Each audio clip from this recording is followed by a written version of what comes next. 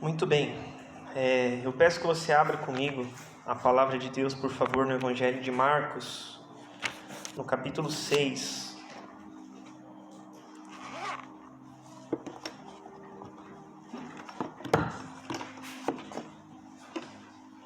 Marcos, capítulo 6.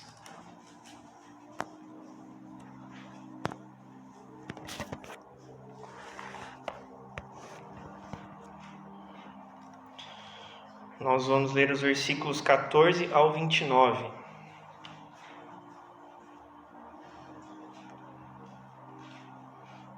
Marcos, capítulo 6, versículos 14 ao 29. Esse texto fala sobre a morte de João Batista, profeta de Deus. E antes de lermos o texto, eu quero só dizer que essa reflexão ela nasceu de uma devocional que eu fiz alguns dias atrás, e ela vai ter um caráter mais de, não digo que é um estudo, mas a gente precisa também se debruçar sobre a palavra, né? Para estudá-la, para ver o que ela quer nos dizer, né? Além da parte espiritual, nós precisamos estudá-la mesmo, né? Estudar o conteúdo dela. Então a minha ideia, a minha proposta é tentar trazer um pouco de luz a esse conteúdo sobre a morte de João Batista, ok? E o título desta breve reflexão, talvez... só antes, pega lá atrás na mesa, tem um inário, pega para mim, por favor, só para apoiar o celular. Isso, traz aqui para mim, por favor. Só um. Obrigado. Talvez o título possa chocar um pouquinho aos irmãos. Obrigado. Mas o título que eu dei para esta pregação é João Batista, o profeta morto por 3 mulheres. João Batista, profeta morto por 3 mulheres. Nós vamos entender um pouquinho mais sobre isso, ok? Então eu quero ler junto com você Marcos capítulo 6, versículos 14 ao 29. E diz assim então a palavra de Deus. E ouviu isso o rei Herodes, porque o nome de Jesus se tornara notório, e disse: João, o que batizava, ressuscitou dos mortos, e por isso estas maravilhas operam nele. Outros diziam: é Elias. E diziam outros: é um profeta, ou como um dos profetas. Herodes, porém, ouvindo isso, disse: este é João, que mandei degolar. Ressuscitou dos mortos. Verso 17.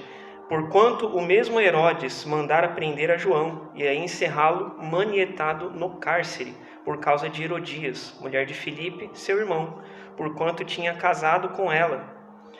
Porque João dizia a Herodes: não te é lícito possuir a mulher de teu irmão. E Herodias espiava-o e queria matá-lo, mas não podia. Porque Herodes temia a João, sabendo que era varão justo e santo, e guardava-o com segurança e fazia muitas coisas, atendendo-o e de boa vontade o ouvia. E chegando uma ocasião favorável em que Herodes, no dia do seu aniversário, dava uma ceia aos grandes e tribunos e príncipes da Galileia, entrou a filha da mesma Herodias e dançou, e agradou a Herodes e aos que estavam com ele à mesa. E disse então o rei a essa jovem: pede-me o que quiseres, e eu te darei. Verso 23. E jurou-lhe, dizendo: tudo o que me pedires te darei, até a metade do meu reino. E saindo ela, perguntou a sua mãe: que pedirei? E ela, Herodias, sua mãe, disse: a cabeça de João Batista.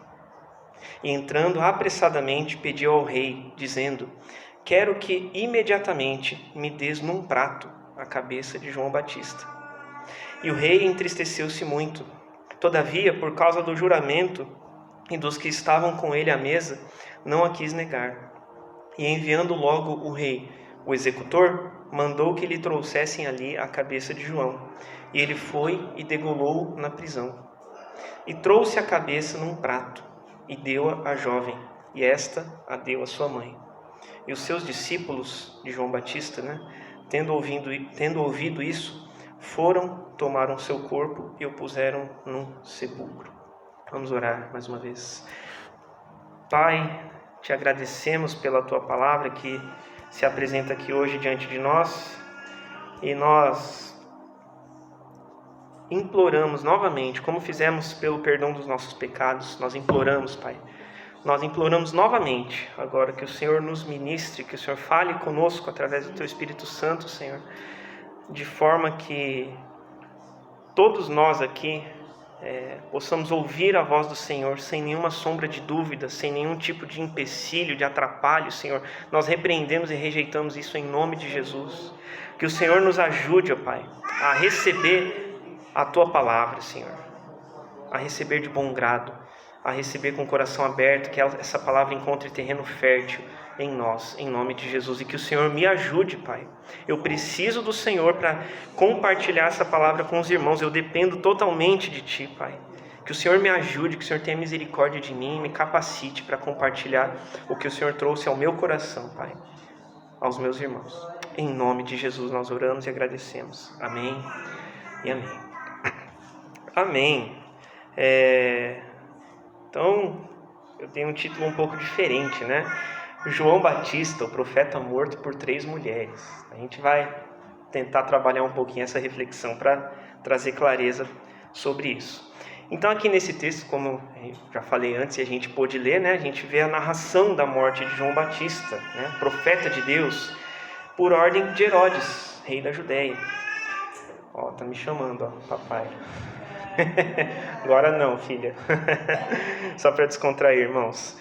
Mas só para deixar um ambiente um pouquinho mais leve. Mas a gente leu então a narração da morte de João Batista, né? E antes da gente entrar nesse texto de forma clara, eu quero mencionar aqui algumas relações familiares, tá? Para a gente entender o que está acontecendo aqui. Eu peço que você se concentre aqui comigo, por gentileza, para a gente não deixar escapar nenhum detalhe. Então tudo começa com Herodes o Grande. Herodes o Grande, um antigo rei da Judéia. Anteriormente ele foi rei, né? E esse rei, Herodes o Grande, ele teve 3 filhos. Todos tinham o nome de Herodes, o primeiro Herodes. Então eu vou citar aqui, mas eu vou chamá-los ao longo da pregação pelo segundo nome, para não confundir, ok?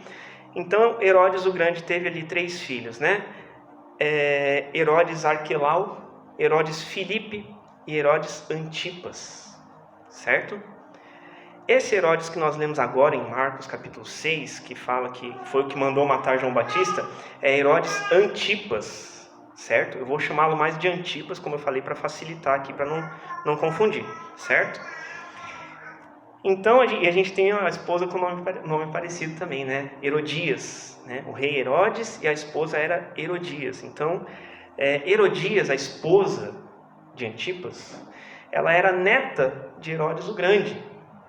Então vamos lá, Antipas era filho de Herodes o Grande, Herodias era neta de Herodes o Grande, ou seja, eles eram tio e sobrinha, certo? Eles eram casados, mas eram tio e sobrinha. Ela era filha de um outro filho já falecido, né, algum tempo antes, mas o fato é que Herodes, o rei, e Herodias, a sua esposa, eram tio e sobrinha. Só que, apesar disso, lá antes, na verdade, apesar do texto falar que eles eram casados aqui, Herodias antes havia se casado com Filipe, que era o outro filho, o irmão de Antipas. Ela era casada com Filipe, nós lemos ali, coloca para mim o versículo 17, por favor. Porquanto mesmo Herodes mandara prender a João e encerrá-lo amarrado no cárcere, por causa de Herodias, mulher de Filipe, seu irmão, porquanto tinha casado com ela. Antipas foi lá, se envolveu com ela e roubou a mulher do irmão. Resumindo, foi isso. Não bastasse ter roubado a mulher do irmão, ela era sobrinha dele. Vê que rolo, né? Parece um caso de família, né? Caso de família bíblico, né? Gospel. Então eu estou explicando tudo isso, mencionando todo esse emaranhado de laços familiares, porque a gente precisa disso para entender melhor o que levou à morte do profeta João Batista. Como a sua morte teve participação de, algumas aspas, 3 mulheres, como eu falei no título. Então eu quero voltar aqui a atenção novamente para o texto de Marcos 6, tá? Que a gente acabou de ler. Então o que está acontecendo aqui? Antipas, ele ainda não conhecia Jesus, ele nunca o tinha visto. Jesus então vai desempenhando o seu ministério, ele começa a fazer várias coisas naquela região, os milagres. Então Antipas, Herodes Antipas, ele passa a ouvir falar de Jesus, por conta das curas, por conta dos milagres, das pregações nas sinagogas, da expulsão de demônios que estava acontecendo ali pela mão de Jesus. E em meio a tudo isso, nós lemos ali no comecinho, que cada um falava uma coisa. Ouvindo a respeito de Jesus, cada um falava uma coisa. No versículo 15, Uns falavam que ele era Elias. Outros falavam que ele era um grande profeta, assim como os profetas lá do passado, como do Antigo Testamento. E no versículo 14, depois ele repete no 16 também, Herodes finalmente fala que, na opinião dele, aquele é João Batista. João que batizava, que ressuscitou. Não era Elias, não era um dos profetas, era João Batista. Para ele era João Batista, E nesse primeiro versículo já, irmãos, é importante a gente destacar aqui que Herodes Antipas, ele não acredita naquele primeiro momento na divindade de Jesus. Porque ele escuta falar dos milagres, de tudo que está sendo feito, e ele atribui isso a uma suposta ressurreição de João Batista. Aquele lá que eu mandei matar, ele que ressuscitou. É por isso que está acontecendo. Então, de fato, ele não professava a divindade de Jesus. Apesar de João Batista ter feito grandes coisas, Então eu vejo que já nesse início, como eu falei, a gente precisa se debruçar sobre a palavra para aprender dela, Então, nesse início, já eu vejo que esse texto nos ensina que muitas vezes a gente acaba olhando para o lado errado, idolatrando, endeusando a quem não devemos. Aqui, Antipas, ele cria nos milagres das mãos de João Batista, que batizava, porque muitas coisas tinham se operado por meio dele. Mas ele não colocou fé, ele não creu nas obras das mãos daquele que é a real origem de todos os milagres.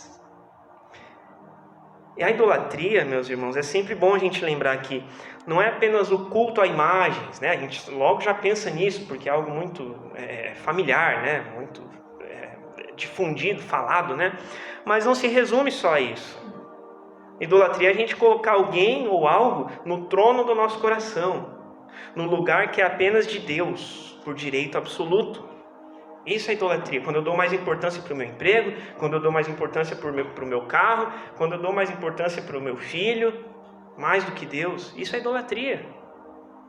Isso é idolatria. E será que a gente não tem, eu e você, sempre, eu e você, não tem idolatrado, ao invés de nós adorarmos a Deus? Porque há diferença. O que nós dirigimos a Deus, prestamos a Deus, é a adoração e não idolatria. Nós não idolatramos. Idolatrar é o que você oferece a um ídolo. Deus, nosso Pai, o Deus vivo, o Deus de Israel, não é um ídolo. Ele é o Deus, o Criador dos céus e da terra. Então nós o adoramos, nós não o idolatramos. Há diferença. Se nós idolatramos, a gente precisa se perguntar, se estamos idolatrando ou não. E se a gente idolatra, é qualquer outra coisa, menos Deus. Porque Deus a gente adora. A diferença.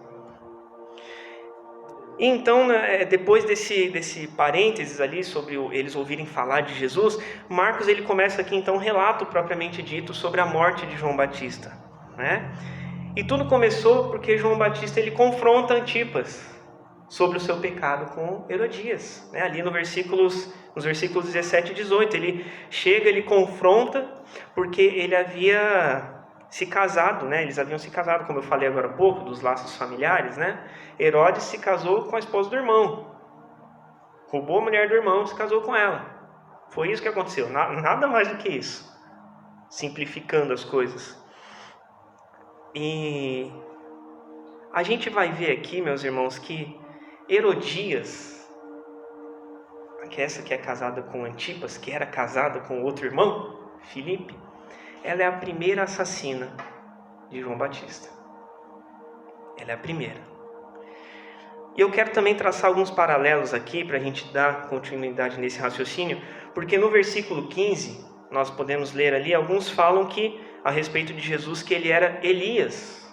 Alguns falavam que ele era Elias, outros que ele era o profeta. Herodes Antipas achava que era João Batista, mas alguns falavam que era Elias. Isso era fato. Elias foi um grande profeta, muito significativo. E Elias, no seu tempo, ele passou por uma situação bem parecida, bem semelhante, quando ele confrontou o rei Acabe e a rainha Jezabel, por conta do pecado que eles haviam cometido, um pecado de assassinato que eles haviam cometido contra o inocente. Rapidamente, só pincelando essa história, Jezabel, a esposa de Acabe, a rainha, ela manda matar um homem chamado Nabote, porque o rei Acabe foi lá, queria comprar a vinha que esse homem Nabote possuía, e Nabote não quis vender, não quis fechar um negócio com ele. E o rei se entristeceu, ficou abatido. Jezabel vai lá, manda matar o dono da vinha, Nabote, e o rei vai e toma aquela terra para si. Era um homem inocente, ele só não quis fechar um negócio com o rei. Então, Elias chega e confronta os dois sobre o pecado deles. Da mesma forma que João Batista realizou com Antipas e com Herodias. Foram pecados diferentes, mas o confronto aconteceu de igual forma, por parte do homem de Deus, para um casal de líderes do povo. Veja, E algumas semanas atrás, eu acredito que os irmãos se lembrem, eu estava pregando sobre as cartas às 7 igrejas da Ásia, em Apocalipse, fizemos aquela série, Em uma das cartas, eu não sei se os irmãos se lembram, a carta à igreja de Tiatira, 4ª ou 5ª carta, agora eu não me lembro, mas para a igreja de Tiatira, o Senhor Jesus, na visão ali de João, o Senhor Jesus alerta, adverte que essa igreja em Tiatira, eles toleravam Jezabel. Eles toleravam a permanência, a existência, o desempenho de tarefas por parte de Jezabel. Uma mulher com a mesma personalidade da esposa de Acabe. Não que fosse a mesma, mas ele faz essa comparação. Uma mulher tal como Jezabel. A igreja de Tiatira aceitava que ela estivesse na liderança, que ela viesse ao púlpito, que ela pregasse, que ela desse a escola dominical. Eles aceitavam isso. Aquela que se dizia profetisa, porém enganava o povo, calava os profetas, incentivava a prática da imoralidade sexual, da idolatria.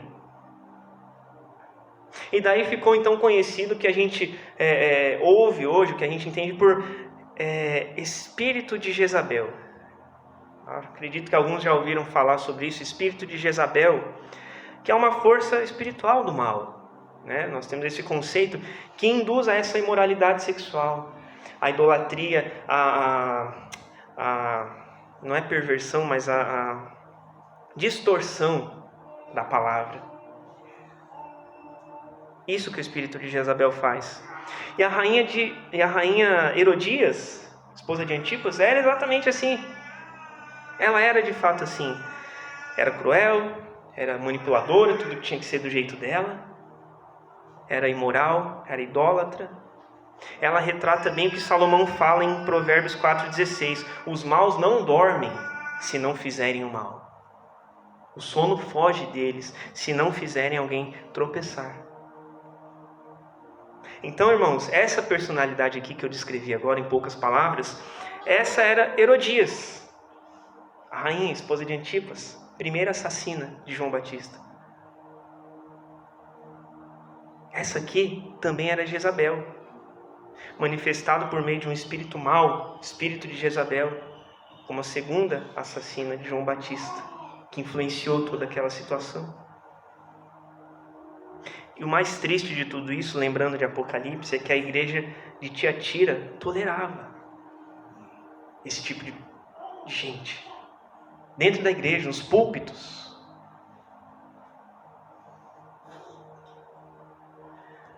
Ontem, ainda falando a respeito disso, eu li uma frase do pastor Hernandes Dias Lopes, me chamou muita atenção. e ele fala o seguinte: a igreja aceita todos, mas não aceita tudo. A igreja aceita todos, mas não aceita tudo. Venha como está, mas não permaneça como veio.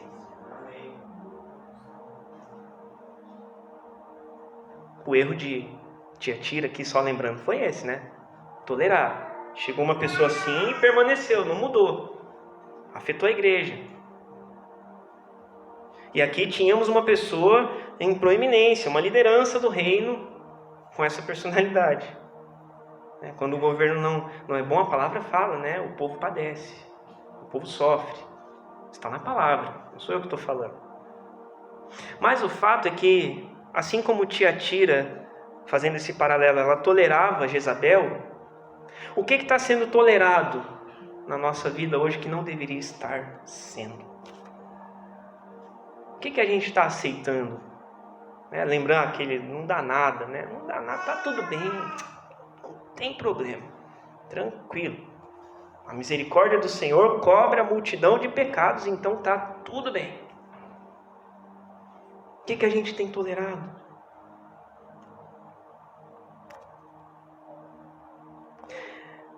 E seguindo aqui então com o relato dessa história, nós lemos que Herodias então ela ficava diariamente esperando uma oportunidade para dar cabo da vida de João Batista. Continuamente fala ali, né, que versículo 19, Herodias o espiava e queria matá-lo, mas não podia.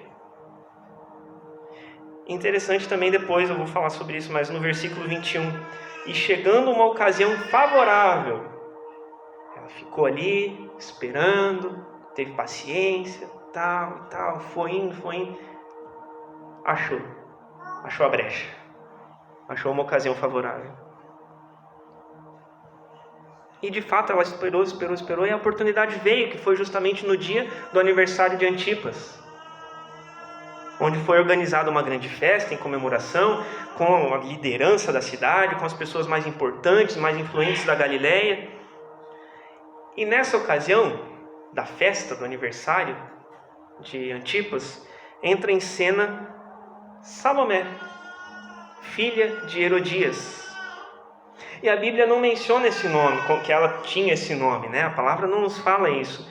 Mas, puxando na história, o historiador Flávio Joséfo, ele escreve a respeito disso e confirma a identidade de que essa jovem tinha ali não mais do que aproximadamente 20 anos de idade, era Salomé, o seu nome. E o fato é que essa moça, ela entra no salão ali e ela começa a se apresentar diante de todas aquelas pessoas, aquela liderança que estava ali reunida em festa pelo aniversário de Antipas, e ela começa a dançar, ela começa a se mostrar para as pessoas que estavam lá, para os convidados, né? E é bom destacar aqui também que isso era totalmente incomum, porque afinal de contas ela era uma princesa, filha da rainha. Tinha lá a situação entre a mãe dela e o Antipas e tal, tudo mais, mas é uma questão conjugal. Mas o fato é que ela era uma princesa, filha de uma rainha. E isso era totalmente incomum, que uma princesa realizasse esse tipo de entretenimento para o público. Isso era tarefa das escravas, vamos colocar algumas aspas, né, das castas mais inferiores, das classes mais inferiores. Então, a gente pode entender que bem possivelmente Herodias, a sua mãe, tenha orientado a sua filha a fazer isso, pensando já em criar uma oportunidade, de forma que ela afetasse João Batista, né? A situação dele. E novamente, a ação do espírito de Jezabel, falei agora há pouco, né? Presente na rainha Herodias. Levou Antipas, que certamente já estava ali bem alegre, bem animado, bem embriagado de vinho, porque as festas eram tais como bebedeiras, como orgias, as festas daquela época. Então Herodes com certeza já devia estar bem alegre, embriagado de vinho. E ele acaba em toda aquela situação, cobiçando a sua própria enteada, que também é sua sobrinha, filho de seu irmão.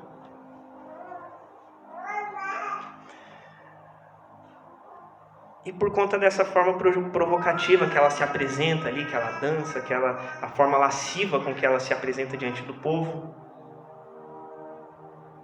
e diante disso, deixando-se levar pelos devaneios, pelos prazeres do pecado, das suas fantasias horrendas, Antipas ele faz a promessa absurda para essa jovem, conforme a gente lê lá no versículo 22 e 23. Coloca lá para mim, por favor, o 22.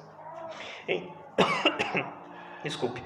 Entrou a filha da mesma Herodias e dançou e agradou a Herodes, e não só ele, mas aos que estavam com ele à mesa.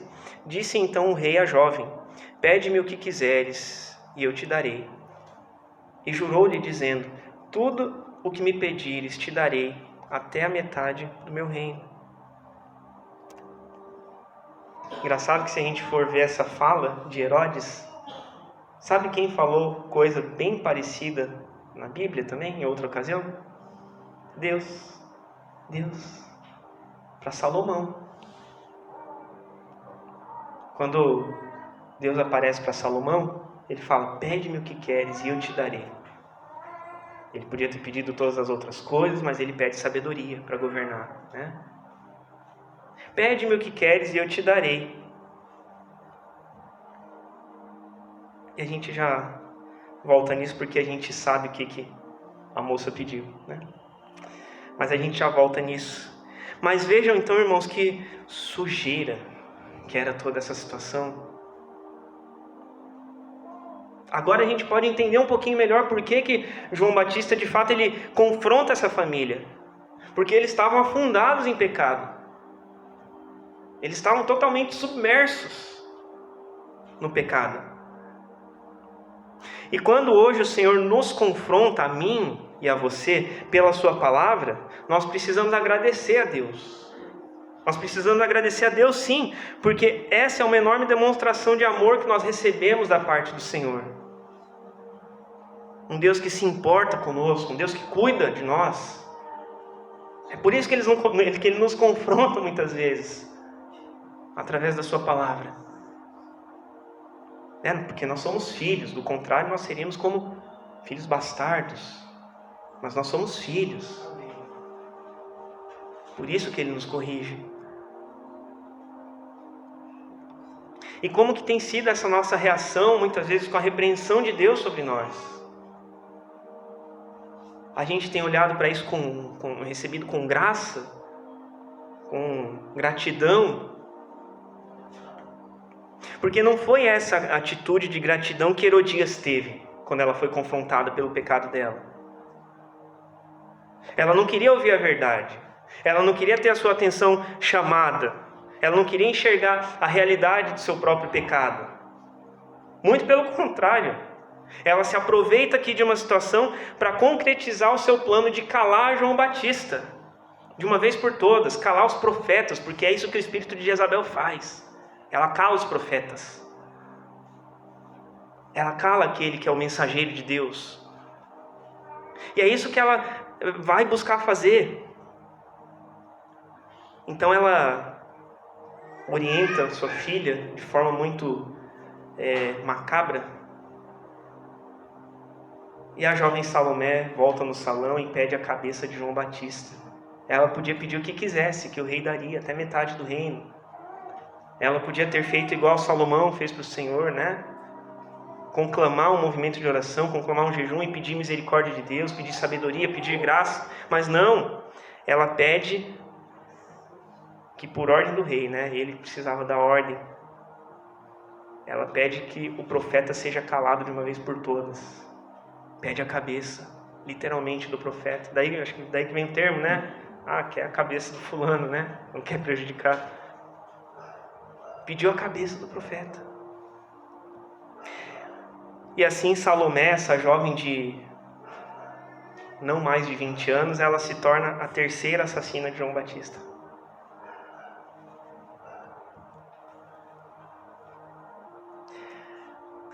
Se ela sua mãe, mandassem arrancar alguma outra parte do corpo de João Batista para torturá-lo, Elas sabiam que não adiantaria nada, porque ele continuaria falando.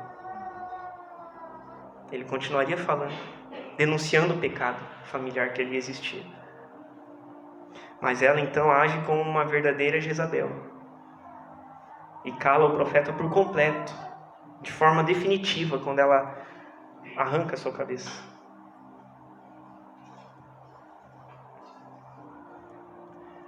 Então Herodias não estava interessada aqui em mais riquezas, porque ela já era rainha, né? Ela não queria mais riquezas, ela não queria mais joias, ela não queria mais territórios, metade do reino, né? Ele prometeu ali. Elas não queriam nada disso. O objetivo era calar o profeta, fazer com que a mensagem de Deus não fosse falada. E é interessante a gente pensar nisso, porque elas pediram a cabeça. A cabeça.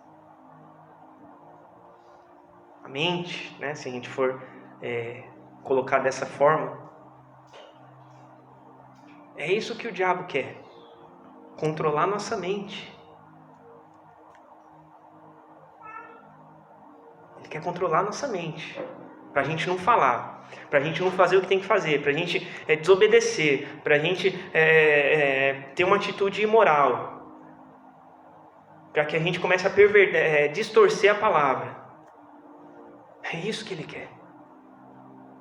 Começa na cabeça. Tem uma lição do homem ao máximo, a gente vai falar daqui a pouco do homem ao máximo, que é trocando de cabeça. Mudar a mente. E é isso que ele quer. Ele quer mudar a nossa mente. E eu vejo aqui que antes que essa ordem fosse dada, de degolar João Batista, Herodias, ela na verdade já havia assassinado João Batista antes disso, no seu coração. Ela já havia assassinado João Batista, porque 1 João 3,15 fala que qualquer que aborrece ou odeia o seu irmão é homicida.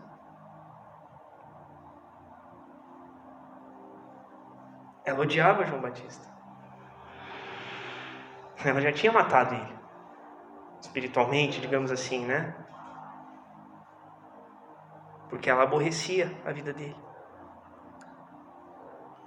E então, por orientação da sua mãe, a jovem Salomé, ela volta e pede a cabeça de João Batista, mas ela fala que queria o pedido atendido imediatamente. Deixa eu ver aqui. Versículo 25. Entrando apressadamente, pediu ao rei, dizendo: quero que imediatamente me des num prato a cabeça de João Batista. Imediatamente. Estrategista, né? Para Herodes não ter tempo de pensar. Estava na frente de todo o povo, já estava um pouco alegre, né? Para não ter tempo de raciocinar e achar uma saída. Porque ele, apesar das controvérsias que havia, ele respeitava. Ele tinha medo, na verdade, de João Batista, né? Versículo 20. Herodes temia João, sabendo que era varão justo e santo, e guardava-o com segurança. Ele protegia João Batista, porque ele tinha medo. E fazia muitas coisas, atendendo-o, e de boa vontade o ouvia. É como se Herodes Antipas, né? Estivesse em cima do muro. Ele ouvia, ele gostava do evangelho, ouvia as palavras de João Batista, mas o outro lado era mais atrativo. E aqui ele não tem tempo de salvar João Batista, porque ela pediu imediatamente na frente de todo mundo. Mas ele preferiu manter a aparência e a promessa que ele fez, uma promessa descabida, uma promessa impensada, uma promessa inconsequente. Um voto de tolo, né? Quase podemos dizer assim. Ele preferiu manter o prestígio pessoal dele e agradar os homens, em vez de agradar a Deus. E por isso ele se sente culpado posteriormente. Que ele fica falando de Jesus, João Batista, João que batizava, que ressuscitou. Eu matei, mas ele ressuscitou. Olha o que eu fiz.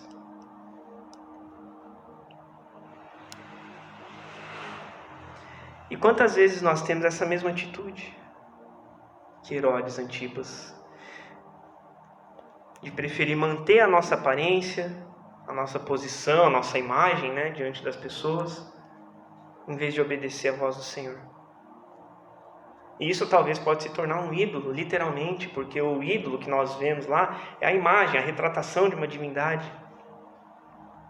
Se a gente se preocupa demais com a nossa imagem, com o nosso prestígio, com a nossa... como é que fala? Esqueci a palavra agora. Mas com o que as pessoas pensam de reputação. Reputação. Com o que as pessoas pensam de nós. Isso pode se tornar um ídolo. E já partindo para concluir, irmãos, eu vejo que naquele momento, né, nessa história aqui, nesse relato, não era Antipas que era o rei. Não era ele. Mas era sua esposa. Ou sua ex-cunhada, né? Ela que estava exercendo o comando ali. A cadeia de comando ali naquela hora era Herodias, filha, Salomé, aí sim, Herodes. Ela que estava no comando. Igual em Tiatira. Tolera Jezabel. Jezabel vem no púlpito, prega, dá aula de escola dominical. E aqui, o espírito de Jezabel em Herodias, ela estava no comando. Porque Herodes aqui se mostra um homem fraco. Um homem sem posicionamento. E me perdoem pelo que eu vou falar, por favor. Um homem frouxo. Um homem que não se posiciona na função que deve. Foi isso que aconteceu aqui. Um homem que não deixou o comando do seu reino ali escapulir, escapar pelo vão dos dedos, e foi manipulado pela esposa cruel que ele tinha. Pela enteada cruel que ele tinha também, porque para pedir a cabeça de um homem num prato. Fico pensando na hora que ela recebeu aquele prato. Uma bacia, eu não quero chocar os irmãos, mas a gente tem que pensar, uma bacia cheia de sangue, pingando sangue com a cabeça de uma pessoa. A gente tem visto que a iniquidade tem se aumentado, né? Temos falado sobre isso aí alguns instantes antes do culto. Então essa era a cadeia de comando ali naquela hora.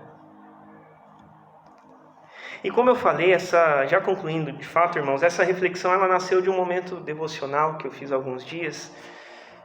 E eu entendo que talvez seja uma palavra um pouco pesada, um pouco... talvez que choque um pouco a gente ouvir. Mas a gente precisa... A intenção aqui foi trazer realmente um alerta sobre enganos que muitas vezes nós acabamos caindo e que nos fazem pecar. Aqui como aconteceu exatamente nessa história.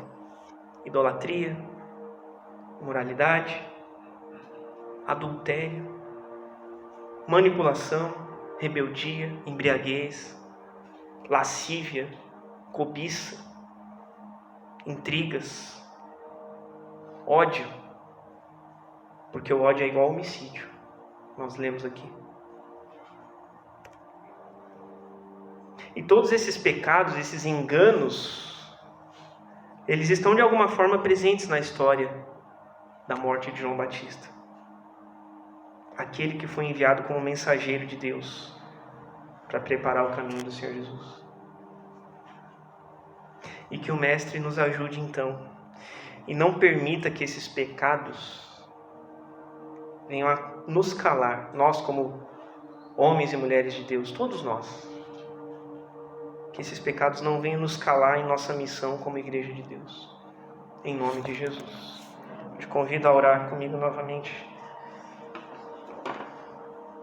Pai, nós te agradecemos porque cremos que pela ação do Teu Espírito Santo, a Tua Palavra fala hoje conosco. A Tua Palavra, ela é viva, ela é eficaz, ela penetra mais fundo do que uma espada de 2 gumes, conforme Hebreus capítulo 4. E a Tua Palavra, ela é apta para discernir os nossos pensamentos, para discernir aquilo que está no nosso coração, se provém de Ti mesmo ou não, Pai. Então que o Senhor nos ajude, que de forma que através desta palavra, Pai, haja mudança em nós, haja revelação para nós de pecados, de coisas ocultas. Nós temos orado como igreja, Pai, continuamente, para que aquilo que está encoberto venha a ser revelado, Senhor. E nós permanecemos neste clamor, que a Tua palavra, dia após dia, venha nos revelar, Senhor Deus, aquilo que está em oculto em nós, no nosso coração, Senhor. Para que a luz da Tua palavra possa mostrar esse engano, para que daí então haja cura, haja tratamento, haja restauração. Em nome de Jesus nós pedimos. Não permita, Senhor, que o pecado, Senhor, venha nos calar, Senhor. Mas nos ajuda a abandoná-lo, Senhor. Nos ajuda a mudarmos a nossa conduta, Senhor. Em nome de Jesus, nós nos achegamos sempre da forma como estamos, mas não queremos permanecer, Senhor. Nós queremos progredir, caminhar em frente, Senhor, melhorar, estar mais próximos do Senhor. Então nos ajuda, Pai. Nos ajuda, Senhor. Nós nem sabemos como orar, Senhor. A Tua própria palavra fala isso sobre nós. Mas nós clamamos nessa hora que o Espírito Santo de Deus interceda diante de Ti, Jesus. Diante de Ti, Senhor. Com gemidos inexprimíveis, com expressões que não são do nosso conhecimento, que não sabemos como nos colocar diante de Ti, Pai, fazendo com que a nossa oração, com o que está no nosso coração, fazendo com que aquilo que está no nosso coração chegue ao Senhor, o nosso clamor chegue ao Senhor, para que sejamos transformados de glória em glória, Senhor. Em nome de Jesus é esta a nossa oração, e nós Te agradecemos, Pai, Te glorificamos. Amém e amém.